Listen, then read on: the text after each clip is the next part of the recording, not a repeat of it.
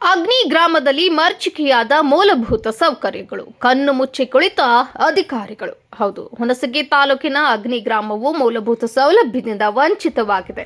ಗ್ರಾಮದಲ್ಲಿ ಪಂಚಾಯಿತಿ ಇದ್ದರೂ ಕೂಡ ಸುಧಾರಣೆ ಇಲ್ಲದಂತಾಗಿರುವ ಗ್ರಾಮದಲ್ಲಿ ಸುಮಾರು 1200ರಿಂದ 1400 ಮನೆಗಳಿದ್ದು 2500ಕ್ಕಿಂತಲೂ ಹೆಚ್ಚಿನ ಮತದಾನ ಇರುವ ಈ ಗ್ರಾಮ ಸುಮಾರು 1 ವರ್ಷದಿಂದ ರಸ್ತೆ ಸುಧಾರಣೆಗೆ ಹಾಗೂ ಗ್ರಾಮದ ನೈರ್ಮಲ್ಯ ಮತ್ತು ಮೂಲಭೂತ ಸೌಕರ್ಯಗಳಿಗಾಗಿ ಗ್ರಾಮ ಪಂಚಾಯಿತಿ, ತಾಲೂಕು ಪಂಚಾಯಿತಿ, ಜಿಲ್ಲಾ ಪಂಚಾಯಿತಿ ಮತ್ತು ಸುರಪುರ ಶಾಸಕರಾದ ವೇಣುಗೋಪಾಲ್ ನಾಯಕ್ ಅವರಿಗೂ ಕೂಡ ಅರ್ಜಿ ಸಲ್ಲಿಸಿ ಗಮನಕ್ಕೆ ತಂದರೂ ಅಧಿಕಾರಿಗಳು ಮಾತ್ರ ಕ್ಯಾರಿ ಎನ್ನುತ್ತಿಲ್ಲ. ಹೀಗಾದರೆ ಅಗ್ನಿ ಗ್ರಾಮದ ನಿವಾಸಿಗಳು ಗೋಳು ಕೇಳುವವರೇ ಇಲ್ಲದಂತಾಗಿದೆ.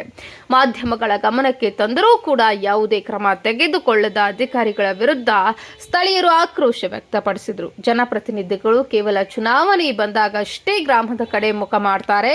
ಚುನಾವಣೆಯ ನಂತರದಿಂದ ಇಲ್ಲಿಯವರೆಗೂ ಶಾಸಕರು ಗ್ರಾಮದ ಕಡೆಯೂ ತಿರುಗಿ ಕೂಡ ನೋಡ್ತಿಲ್ಲ. ಒಂದು ವೇಳೆ ನಮ್ಮ ಸಮಸ್ಯೆ ಬಗೆಹರಿಯದಿದ್ದರೆ ಮುಂದಿನ ದಿನಗಳಲ್ಲಿ ಗ್ರಾಮಸ್ಥರು ಉಗ್ರವಾದ ಹೋರಾಟ ಮಾಡುವುದಾಗಿ ಎಚ್ಚರಿಕೆ ನೀಡಿದ್ದಾರೆ. ನೋಡ್ರಿ, ಇಂತ ಎಲ್ಲ ರಸ್ತೆ ಅದಾವ, ನಮ್ಮ ಮುದುಕರು ಅವು ಬಿದ್ದು ಸತ್ತೀವಿ.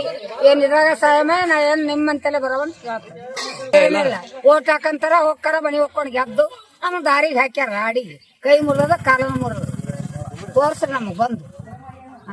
ಕರೆ ಕರೆ ಸತ್ಯದಿಂದ ಹೇಳ್ತೀನಿ, ಎಲ್ಲ ಹೋದ ಸತ್ಯ ಕೈ ಎತ್ತೆ ಹೇಳ್ತೀನಿ, ಸತ್ಯಮ್ಮನೇ ಅದೀನಿ. ದೇವ್ರು ಬಂದಂಗ ಬಂದಿದ್ವಿ. ಬೇಕಾದ್ರೆ ಬರ್ಲಿ, ಅಪ್ಪನ್ ಬರ್ಲಿ, ಅವು ಬರ್ಲಿ, ನಮ್ಮ ಮಾತಾಡ್ತೀನಿ ನಾ.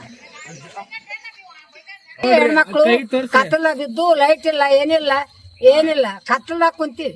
ಇಲ್ಲೆಲ್ಲ ನೀವು ಬಂದ್ರ ನಿಮ್ ಪುಣ್ಯದ ನಡಿತೀವಿ. ನಾಳೆಗೆ ಹೋಗಿ ಶಿವರ್ ಬಂಡೆಗೆ ಇಟ್ಟು ಹೋಗ್ಬಿಡ್ರಿ. ಇಲ್ಲಿ ಎಲೆಕ್ಷನ್ಕ ಓಟ್ ಇದ್ದಾಗ ಬರ್ತಾರ, ಬಂದು ಓಟ್ ಏನದ ನಮಗಾಕು ನಿಮ್ಗಾಕು, 3ನೇ ವಾರ್ಡಿಗೆ ಹಾಕು, 4ನೇ ವಾರ್ಡಿಗೆ ಹಾಕು, ನಾವೇನದ ಗೆದ್ದು ಬಂದಿಂದ ಏನು ಮಾಡ್ತೀವಿ ಅಂತಾರೆ. ಒಟ್ಟ ಇಲ್ಲಿಗೆ ಏನದ ಕಾಲಿಡಲ್ಲ, ಮೆಂಬರ್ಗಳು ಇಲ್ಲ, ಚೇರ್ಮನ್ಗಳು ಇಲ್ಲ, ಯಾರು ಇಲ್ಲ. MLA ಸಾಹೇಬ್ ಏನದ ಓಟ್ ಏನ್ ನಮ್ಗೆ ಹಾಕ್ರಪ್ಪ, ನಾವ್ ಎಷ್ಟೊತ್ತಿದ್ರು ಬಂದು ನಿಮ್ಗೆ ಏನಾದ್ರೂ ನಾವು ಸಹಕಾರ ಮಾಡ್ತೀವಿ ಅಂತ ಹೇಳಿದ್ರು. ವೆಂಕಟಪ್ಪ ನಾಯ್ಕ ಮಾಡಿದ್ದ ಮೊದಲ, ಇವ್ರು ಬಂದಿಂದ ಇವ್ರ ಮುಖನೇ ನೋಡಿಲ್ಲ ಅವ್ನ ಮಗನ್. ನಾವು ಏನ್ ಮಾಡೋದು, ಈ ಕತ್ತಲ್ದಾಗ ಏನದ ಬಿದ್ದು ಸತ್ತು ಎಲ್ಲ ಏನದ ಜನ ಹಾಳಾಲಕೈತದ. ಇಲ್ಲಾಂದ್ರೆ ಏನದ ಎಲೆಕ್ಷನ್ ಕಾಲಕ್ಕೆ ಏನು ಕೇಳಕ್ ಬರ್ಬೇಡ್ರಿ. ನಿಮ್ ಪಾಡಿಗೆ ನೀವು ಆರಾಮಿರ್ರಿ, ನಮ್ಮ ಪಾಡಿಗೆ ನಾವ್ ಏನು ಮಾಡ್ಕೊಂತ ಹೋಗ್ತೀವಿ. ಕಡಿ ಪಟ್ಟೆನ ಹಾಕಿ ಪಂಚಾಯತ್ ಅಂತ ಈಗ 5 ವರ್ಷ ಆಯ್ತು ಹಾಳು ಬಿದ್ದವ. ಯಾವ ಮೆಂಬರ್ಗಳಿಲ್ಲ, ಚೇರ್ಮನ್ ಇಲ್ಲ, ಎಲ್ಲರೂ ಸತ್ತಾರ.